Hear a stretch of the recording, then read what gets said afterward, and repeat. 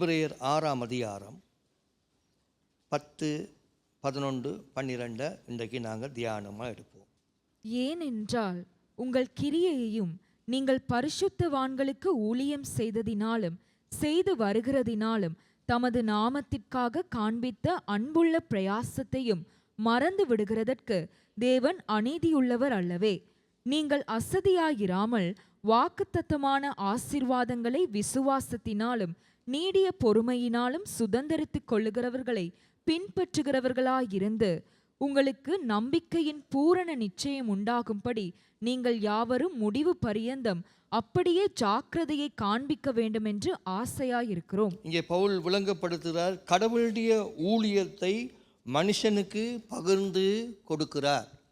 அதனால் ஒவ்வொரு சபையிலும் ஒரு ஊழியக்காரனோடு இணைந்து பிரயாசப்பட்டு செல்லுகிற குடும்பங்களை கர்த்தர் உயர்த்துவார். ஒரு ஆமென் சொல்லுங்கள். அதுக்கு பரலோகத்திலிருந்து வருகிற பரிசுத்தாவியை பெற்றால்தான் ஐக்கியத்தை கொண்டு நடத்தலாம். அதனால் குடும்பத்தில் தனியாக வாழ்ந்து காட்டுவென்று சொல்லுகிற நீங்கள் சபையிலே அப்படி வாழ முடியாது. சபையிலே கொள்கைகளுக்கு இடம் இல்லை. என்ன, கம்யூனிஸ்டில் ஒரு கொள்கை இருக்குது, சபையில் கொள்கைக்கு இடம் அல்ல. சபையில் கர்த்தருடைய சித்தத்துக்கு தான் இடம் இருக்கிறது. ஒரு ஆமென் சொல்லுங்கள். உங்களை பார்த்து தேவன் சொல்லுவது, ஊழியக்காரரோடு இணைந்து செயல்படுகிற நீங்கள், அது உங்களுடைய அன்பினுடைய பிரயாசம். தேவன் உங்களுக்கு கொடுக்கிற அன்பின் நிமித்தமாக ஊழியக்காரரோடு இணைந்து நடக்கிறீர்கள். வேத வசனத்தின்படி வாழுகிறது தான் இனிமேல் உங்களுக்கு வெற்றி. இனி தேவண்ட வார்த்தைப்படி வேதத்தை துறந்து வீட்டில் தியானித்து அதன்படி வாழுகிற பிள்ளைகளுக்கு தான் இந்த சபையில் உயர்வு இருக்குது. ஒரு ஆமென் சொல்லுங்க. வேதத்தை நேசிக்கிறவர்களுக்கு மிகுந்த சமாதானம் கிடைக்குமா? அப்போ வேதத்தை, கர்த்தருடைய ஊழியத்தை பரிசுத்தவான்களோடு செய்து நீங்கள் ஊழியம் செய்தால் கர்த்தர் உங்களுக்கு பெரிய காரியம் செய்வார். ஒரு ஆமென் சொல்லுங்கள். இயேசு பேதுருவை பார்த்து கேட்டது, நான் உனக்கு கொடுக்குற பொறுப்பு என் மந்தைய என் ஆடுகளை மேய்ப்பாயாக. அப்போ இயேசுடைய கடைசி வசனமே என்ன? மந்தைய மேய்க்கோன், மந்தை பாதுகாக்கப்படும். என்ன, நீங்கள் உங்களை மந்தைக்கிலே தேவன் தலைவராக ஏற்படுத்தி குடும்பங்களை கட்டப்படுவதற்கு பிரயாசப்படுகிறார். நீங்கள் ஒரு நல்ல தலைமத்துவத்துக்குள்ளே ஊழியத்தில் நிற்கப்படும் பொழுது கர்த்தர் சொல்லுகிறார், நீங்கள் ஆசீர்வதிக்கப்படுவீர்கள். அதனால் நீங்கள் ஆசீர்வாதத்தை பெறுவதற்கு அசதியாக இருக்கக்கூடாது. ஆபிரகாமை காட்டுகிறார் பொறுமையோடு. என்ன, நீங்கள் முடிவு பரியந்தம் இருக்கிறதுக்கு கூட ஆவிக்குரிய வாழ்க்கை ஜாக்கிரதையாக இருக்கும், என்ன, கவனமாக இருக்கும். இதில் நீங்கள் முன்னுக்கு வரணும். உங்களை கர்த்தரை உயர்த்தாததுக்கு காரணம் நீங்கள் யாருன்னு தேவன்கிட்ட சொல்லணும். என்ன, யாக்கோபு ஆசீர்வாதத்துக்கு தடை, யாக்கோபு யாருன்னு தெரிய இல்லை. தேவன் கேட்குறார், உன் பேர் என்னன்னு கேட்குறார். அப்போ தேவன் ஒரு மனுஷனுடைய பேரை கேட்டு அவனுடைய வாழ்க்கையை மாற்றுகிறவர் தான் தேவன். ஒரு ஆமை சொல்லுங்க. உங்கள் ஆசீர்வாதங்களுக்கு மற்றவர்கள் தடையாக இருக்க முடியாது. சொல்லப்பட உங்களோட ஆவிக்குரிய வாழ்க்கை ஊழியர்கள் மற்றவர்கள் தடைப்படுத்துவதற்கு தேவன் இடம் கொடுக்க மாட்டார். ஒருவரை ரட்சிக்க எங்களால் முடியாது, தேவன் ஒருவர் தான் ரட்சிப்பார். சொல்ல விளங்குது. அவரால் தான் எல்லாம் ஆகும். அதனால் இந்த காலை நேரத்தில் கர்த்தர் சொல்லுகிறார், நான் மறக்க மாட்டேன். நான் அநீதியுள்ள தேவன் அல்ல, நான் நீதியுள்ள தேவன். அப்போ நீங்கள் மற்றவர்களுக்கு முன்பதாக கர்த்தருடைய பிரயாசத்தில் நிற்கிறீங்க. ஆமென் சொல்லுங்க.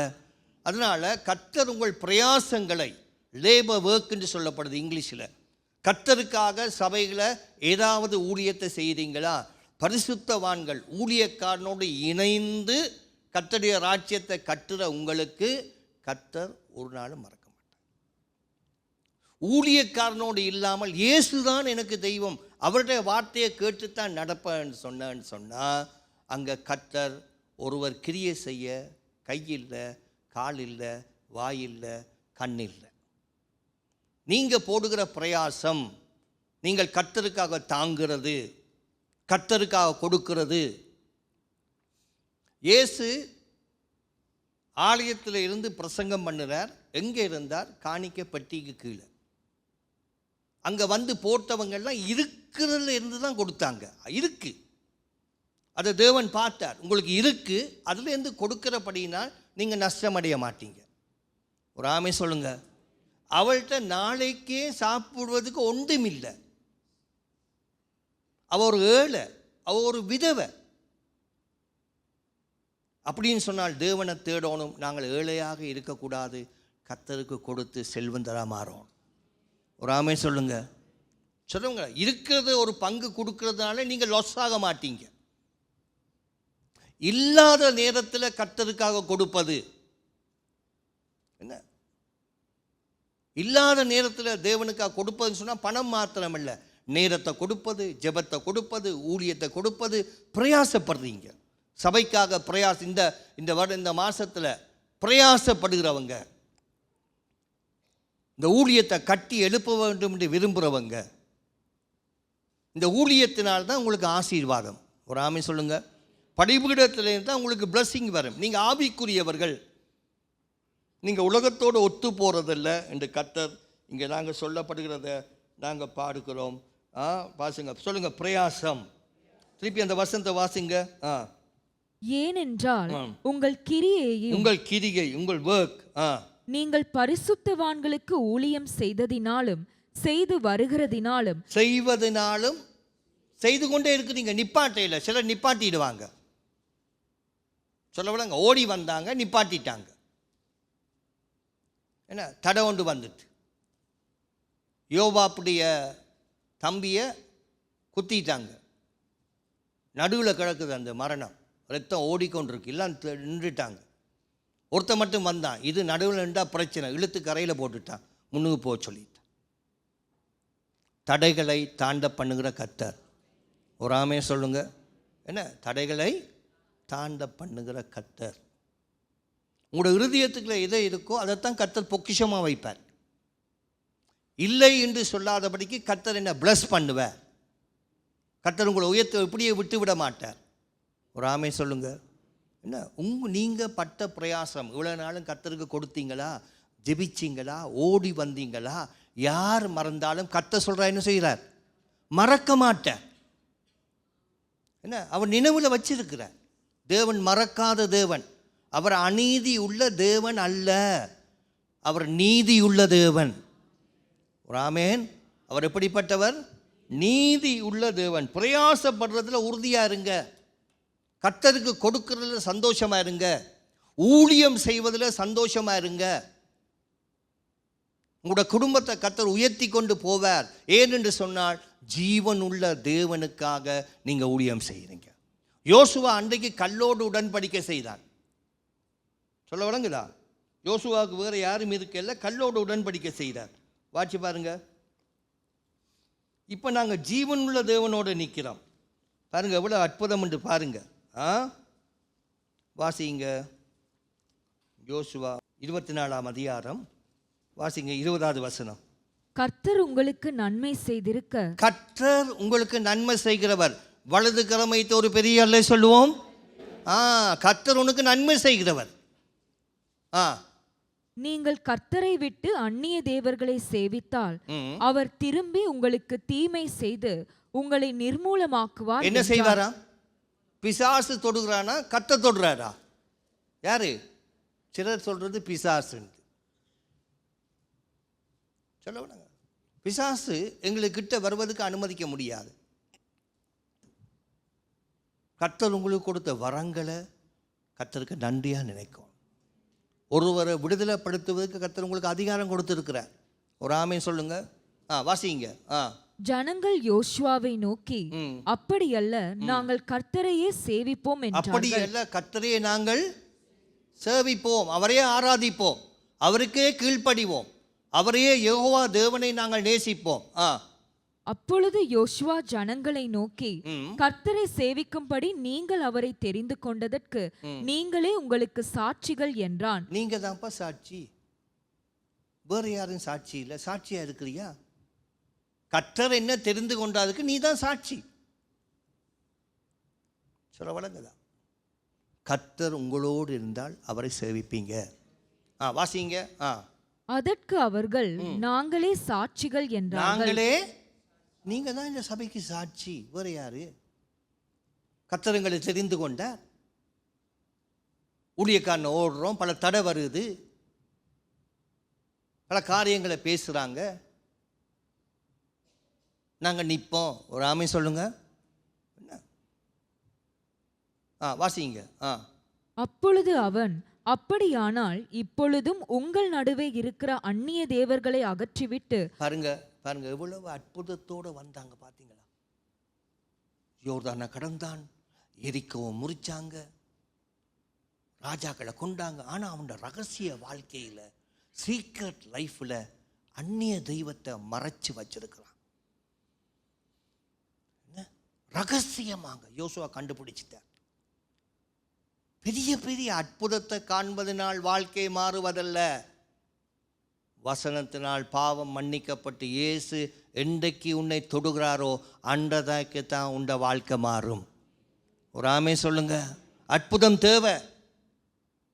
அற்புதத்தினால் நீ மாறுவதல்ல, வார்த்தையினால் மாறுவது. என்ன, கர்த்தரையே சேவிப்போம் முன்னிட்டு அந்நிய தெய்வத்தை வச்சிருக்கிறான். ஊழியக்காரன் கண்டுபிடிச்சிட்டான். வாசிங்க. உங்கள் இருதயத்தை இஸ்ரவேலின் தேவனாகிய கர்த்தருக்கு நேராக திருப்புங்கள் என்றான். வேற ஒன்றையும் திருப்பாத, உங்க இருதயத்தை திருப்பு. அப்பொழுது ஜனங்கள் யோசுவாவை நோக்கி, நம்முடைய தேவனாகிய கர்த்தரையே சேவித்து அவர் சத்தத்திற்கே கீழ்ப்படிவோம் என்றார்கள். அவருடைய சத்தத்துக்கே கீழ்ப்படிவோம். ஹோலி ஸ்பிரிட் வந்துட்டார், என்ன, பரிசுத்தாவி வந்துட்டா அந்நிய தெய்வம் எல்லாம் தன்னை போல போயிடும்.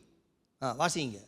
அந்தப்படி யோசுவா அந்நாளிலே சீகேமிலே ஜனங்களோட உடன்படிக்கை பண்ணி அவர்களுக்கு அதை பிரமாணமும் நியாயமுமாக ஏற்படுத்தினான். இந்த வார்த்தைகளை யோசுவா தேவனுடைய நியாயப்பிரமாண புஸ்தகத்தில் எழுதி ஒரு பெரிய கல்லை எடுத்து அதை அங்கே கர்த்தருடைய பரிசுத்த ஸ்தலத்தின் அருகில் இருந்த கர்வாலி மரத்தின் கீழ் நாட்டி எல்லா ஜனங்களையும் நோக்கி, இதோ இந்த கல் நமக்குள்ளே சாட்சியாயிருக்க கடவது. இந்த கல் கல் தான் சாட்சி, உறுதி.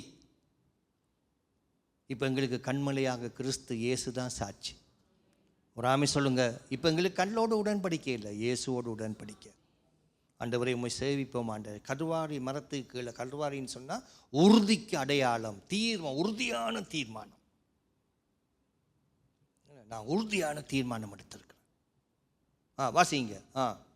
கர்த்தர் நம்மோடே சொன்ன எல்லா வார்த்தைகளையும் இது கேட்டது. இது கேட்டது. அந்த காலத்தில் கல்லுக்கு தான் அபிஷேகம் பண்ணி கர்த்தர் பேசுறேன்னு சொன்ன. இது கேட்டது. கல்லு கேட்குது. கர்த்தருடைய ஆவியானவர், நீங்க வாய் திறந்து சொல்றதுக்கு ஆவியானவர் சாட்சியா இருக்கிறார். என்ன, வாய் திறந்து சொல்லும் பொழுது சாட்சி. மிஸ்பாவோட நாங்கள் உடன்படிக்கை செய்கிறோம், நாங்கள் பிரயாசப்படுகிறோம், நாங்கள் ஊழியத்தை செய்வோம், எங்களுக்கு நன்மை உண்டாகும், நாங்கள் கொடுத்ததுக்கெல்லாம் கர்த்தர் அள்ளி கொடுப்பேன். ஆமென். உங்களுக்கு சாட்சியாக கர்த்தர் வச்சிருப்பேன். வாசிங்க.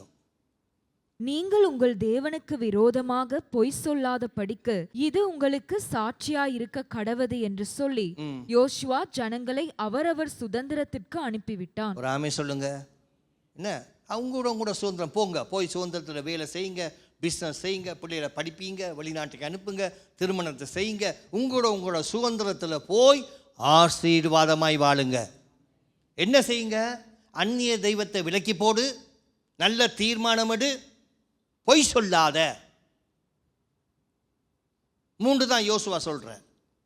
கல்லு தான் சாட்சி. நீங்க தெரிந்து கொண்டதுக்கு நீங்க தான் சாட்சி. உங்களோட பிரயாசம், ஒரு நாள் கர்த்தரை சேவித்தா போதும், உன்னை 3 வருஷம் நடத்துவாரா? சொல்ல விளங்குதா? சபையில் நிற்பது ஆசீர்வாதம். பிரயாசப்படுங்க. பிரயாசப்படுறதுல கர்த்தர் மறக்காதபடி சொல்ல. வாசிங்க. எப்பயும் ஒரு பகுதியை தான் நான் பிரசங்கம் பண்ணி உங்களால் முடியுது. சங்கீதம் 84, 8, 9, 10 இதோட முடிக்கிறேன். வேற வழியில் பிரயாசம். வாசிங்க. இன்னொரு வசனத்தோடு வாசிங்க. சேனைகளின் தேவனாகிய கர்த்தாவே, என் விண்ணப்பத்தை கேளும், யாக்கோபின் தேவனே செவிகொடும். எங்கள் விண்ணப்பத்துக்கு, என்ற வேண்டுதல், என்ற ஜெபத்துக்கு நீர் கேளும், செவிகொடும். எங்கள் கேடகமாகிய தேவனே கண்ணோக்கமாயிரும். நீர் அபிஷேகம் பண்ணினவரின் முகத்தை பாரும். முகத்தை அபிஷேகம் பண்ணினவருடைய முகத்தை பார்ப்பாரா? வாசிங்க. 1000 நாளை பார்க்கிலும், 1000 நாளை பார்க்கிலும். 1000 நாள் எத்தனை வருஷம்? 3 வருஷம் ஆகுது. என்ன 1000 பாருங்க, எவ்வளவு மகிமை. 1000 நாளை பார்க்கிலும் உமது பிரகாரங்களில் செல்லும் ஒரே நாள் நல்லது. உம்முடைய பிரகாரங்களில் செல்லும் ஒரு நாள். அவர் பிரகாரங்களில் எப்படி வருவோம்? புகழ்ச்சியோடு வருவோம். வாசிங்க. ஆகாமிய கூடாரங்களில் வாசமாயிருப்பதை பார்க்கிலும் என் தேவனுடைய ஆலயத்தின் வாசற்படியில் காத்திருப்பதையே தெரிந்து கொள்ளுவேன். தேவனுடைய வாசல்ல காத்திருப்பதே நான் தெரிந்து கொள்ளுவேன். எஸ்தருடைய சித்தப்பாட பேர் என்ன? மொர்தெகாய். ராஜாக்கே தெரியுது. சொல்கிறார், மொர்தெகாய் வாசல்ல பிசாசு திட்டம் போட்டால் மொர்தெகாயோட தலையை வாங்க. அதே ராஜா கட்டில் அவன் வாசல்ல இருப்பான்ப்பா. அந்த குடும்பம் அருமையான குடும்பம் அப்பா. சர்ச்சோட இணைஞ்சு போகிற குடும்பம், சர்ச்சை நம்புகிற குடும்பம். அது ஒரு நாளும் பெருமை பேசாது. போங்க, அவனுக்கு தான் வெள்ளை குதிரை. ஒரு ஆமை சொல்லுங்க. வாசல்ல காத்திருப்பது, சொல்ற வேலையை அமைதியாக செய்து போட்டு கர்த்தருக்காக வாழ்வது, தேவண்ட ராஜ்யத்தை கட்டி எழுப்புவது. 1000 நாட்களை பார்க்கிலும் உடைய பிரகாரங்களில் ஒரு நாள். ஜெபிச்சு பாருங்க, கர்த்தருடைய ஆலயத்தில் வந்து பாருங்க, கர்த்தர் உங்களை உயர்த்துவார். தெரிந்து கொள்ளுதல் நல்லதாக இருக்கும். சூசிங். 1 கொரிந்தியர் 15ஆம் அதிகாரம் 57, 58 பார்த்து முடிப்பான். அப்போ பிரயாசம் சொல்லுங்க. தேவன் நீதி உள்ளவர். சொல்லுங்க, சத்தமாக சொல்லுங்க. நான் ஊழியம் செய்ததுக்கு, நான் கொடுத்ததும், பரிசுத்தமாய் வாழ்ந்ததுக்கு தேவன் பலன் தருகிறார். ஒரு ஆமை சொல்லுங்க. என்னை யாரும் மதிக்க இல்லை, என்னை யாரும் பார்க்க இல்லை, மனப்பூர்வமாய் கர்த்தருக்கு ஊழியம் செய்கிறேன், என்ற பேர் வரையில, நான் மேடைக்கு இன்னும் வரையில, கர்த்தர் உன்னை பார்த்து அளந்து போடுவார். ஒரு ஆமை சொல்லுங்க. வாசிங்க. நம்முடைய கர்த்தராகிய இயேசு கிறிஸ்துவினாலே நமக்கு ஜெயம் கொடுக்கிற தேவனுக்கு ஸ்தோத்திரம். நமக்கு என்ன கொடுக்கிற தேவன்? சொல்லுங்க, ஸ்தோத்திரம். சொல்லுங்க, ஜெயம் கொடுக்கிற தேவனுக்கு ஸ்தோத்திரம். அப்போ கர்த்தருடைய முடிவு என்ன? எனக்கு ஜெயம் தருவார். என்ன அதான் சொல்கிறார். ஆபிரகாமுடைய ஆசீர்வாதம் பெறுவதற்கு அசதியாராமல் கொஞ்சம் பொறுமையாக காத்துரு, கர்த்தர் உனக்கு தருவார். நீ முடிவு பரியந்தம் சாட்சியாக இருக்கும். வாசிங்க. ஆகையால் எனக்கு பிரியமான சகோதரரே, எனக்கு பிரியமான சகோதரரே, கர்த்தருக்குள் நீங்கள் படுகிற பிரயாசம், நீங்கள் கர்த்தருக்குள் படுகிற பிரயாசம். நல்ல கட்டிக்கார பிள்ளை அதிகாலையில் எழும்பி நல்ல ஃபயராக ஜபிக்குது. என்ன வேலைக்கு போது, பிஸ்னஸ் செய்து, ஊழியம் செய்து, பிரயாசம். என்ன கர்த்தர் பார்க்கிற. வாசிங்க. விருதாவாயிராதென்று அறிந்து. அது சும்மா வீணா போகாது, மற்றெல்லாம் வீணா போகும். இது வீணாவதில்லை, வீணாகாது. வாசிங்க. நீங்கள் உறுதிப்பட்டவர்களாயும். நீங்க எப்படி இருக்கணும்? உறுதிப்பட்டவர். ஜெபத்திலே உறுதி, விசுவாசத்திலே உறுதி, அன்பிலே உறுதி, நம்பிக்கையிலே உறுதி. அசையாதவர்களாயும். அசையாதவர்கள். இவர்களை யாரும் அசைக்க முடியாது. சோதனை வந்தாலும், பிரச்சனை வந்தாலும், தீமோத்தேயுக்கு பவுல் சொல்றார், போ, அசைகிற மாதிரி இருக்குது, போ, அந்த இடத்தை அசைய விடாத. ஒன்று அசைகிற மாதிரி சொன்னா நீங்க அசைய விடக்கூடாது, அது உறுதியாக்கும். கர்த்தருடைய கிரியையிலே எப்பொழுதும் பெருகுகிறவர்களாயும் இருப்பீர்களாக. கர்த்தருடைய ஆக்ஷன்ல கிரியை இல்லாத விசுவாசம் செத்தது. கிரியை எப்படி செய்தார் ஆபிரகாம்? நேரத்தில் யாக்கோபுல சொல்றார், ஈசாக்கை கொண்டு போய் பலிபீடத்திலே வச்சார். அந்த கிரியையை தேவன் கண்டார், நீதியாக எண்ணினார். இக்கட்டான நேரத்திலும் பலிபீடத்தில் கொண்டு வைப்பது. பயங்கரமான நேரத்திலும் பலிபீடத்துக்கு வர்றது. பலிபீடத்திலே சொல்வதை எல்லாம் கத்தர்க்க கல்லே கேட்குமே. ஆனால் நம்முடைய தேவன் இன்றும் உயிரோடு இருக்கிறார். என்ன சொல்ல விளங்குதா? யோசுவாக்கு வேற வழி இல்லை, கல்லு தான் இருந்துச்சு. ஆனால் இன்றைக்கு எங்களுக்கு உறுதியான வழியாக போன என்ன பரலோகத்துக்கு வாசல் வழியாக உறுதியாக போன தேவகுமார் இயேசு இருக்கிறார். பரலோகத்தின் வழியாக போனவர் தடமண்ணே இல்லை. அந்த தேவன் இந்த மாதம் முழுவதும் உண்ட பிரயாசத்தை உண்ட செய்ய கர்த்தர் ஆசீர்வதிப்பார். எழுந்திருப்போம்.